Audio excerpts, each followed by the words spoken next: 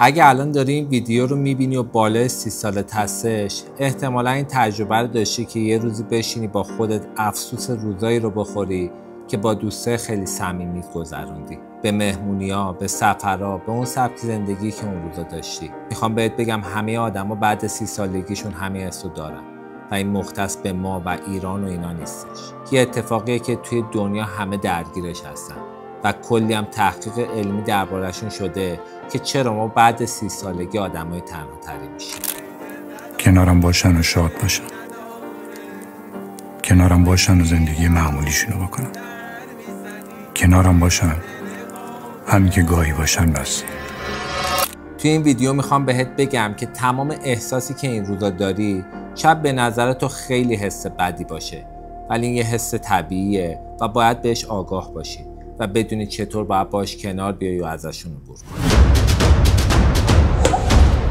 ببین، اول از همه بذار بهت اینو بگم که اگه همین الان باز اون دوستای از دست رفته قدیمی تو داشته باشی، بازم هیچ چیز مثل قبل نمیشه، چون بخش زیادیش به بحث اقتصادی برمیگرده. پس اگه الانم بودن شاید سالی یه بارم نمیدیدشون، چون همه دارن فقط تلاش میکنن برای اینکه زندگی خودشونو به یه جایی برسونن و شاید دیگه برای گردش و تفریح و مهمونی وقت نداشته باشن. برای اثبات حرفم هم همین الان میتونی به رابطه‌های قدیمی که تا الان باقی موندن نگاه کنی و ببینی که چقدر رابطه شبیه گذشته است با اون آدما. بذار براتون یه مثال بزنم. من خودم توی دوران 20 سالگیم تعداد خیلی زیادی دوستای صمیمی داشتم که تقریبا با همه‌شون هم یه رابطه نزدیکی داشتم، ولی با چند تاشون خیلی دیگه صمیمی بودم. چندین سال این دوستی ادامه داشت. ما با هم کلی مهمونی میرفتیم، کلی سفر میرفتیم، کلی کار میکردیم، با هم به هم توی مسائل و مشکلاتمون کمک میکردیم. اما وقتی داشتم به 30 سالگیم نزدیک میشدم، یواش یواش آدم جدی‌تری شدم، چه توی رفتارم چه توی سبک زندگی. کار کردنم هم دیگه شکلش عوض شده بود و داشتم دیگه به مستقل شدن و ازدواج فکر میکردم.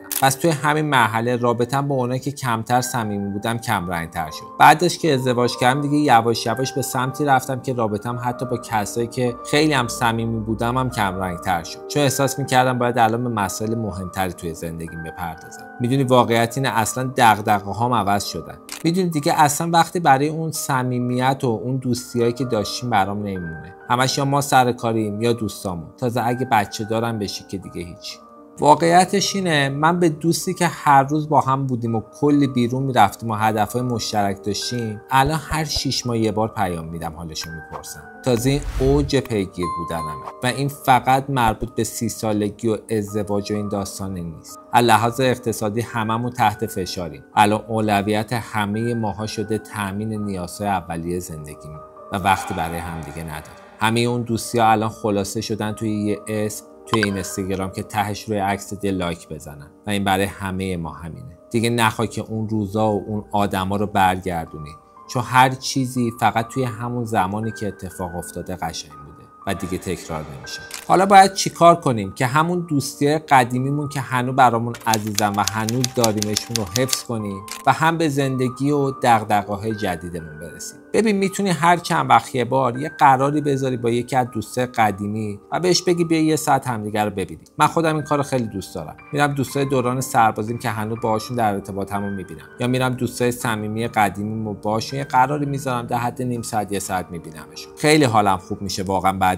دیدنشون. انگار تمام اون حس نیازی که داشتیم برداشته میشه از روتون. اگر کسی از دوستای قدیمیتون بهتون زنگ زد و پیشنهاد داد که همدیگر رو ببینید، حتما قبول کنید. سعی نکنید طرفو بپیچونید، چون واقعا این به نفع خودتون هم هستش. مطمئن باش همین دیدارهای کوچیک و کوتاه خیلی میتونه توی روحیه‌تون تاثیر بذاره. حالا سعی کن در کنارش هم یه سری روابط جدید با آدمای جدید ایجاد کنی. میدونم اگه یه جایی به بعد خیلی سخت دوستی پیدا کنی یا ارتباط تازه‌ای بگیری، ولی اگه موقعیتش به وجود اومد حتما ازش استقبال کن. بذار با آدمای جدید آشنا بشی. این خودش میتونه یه مسیر تازه‌ای توی روابطت باشه که شاید حالتو خیلی بهتر کنه. یه نکته مهم دیگه این که بعد ازدواج واقعا بهترین دوست هر آدمی باید همسرش باشه. سعی کن کسی رو انتخاب کنی که جای خالی همه دوستای صمیمی تو برات پر کنه. کسی رو انتخاب کن که باهاش خوشحال باشی. با همون بتونی بری مهمونی، با همون بتونی بری بیرون و بهت خوش بگذره. با همون بتونی بری سفر و بهت خوش بگذره. در آخر میخوام بهت بگم که ناراحت روزای رفت و آدمایی که دیگه تو زندگیت نیستن نباش. اونا یه فصلی از زندگیت بودن که همراهیت کردن برای رسیدن به اینجا که الان هستی.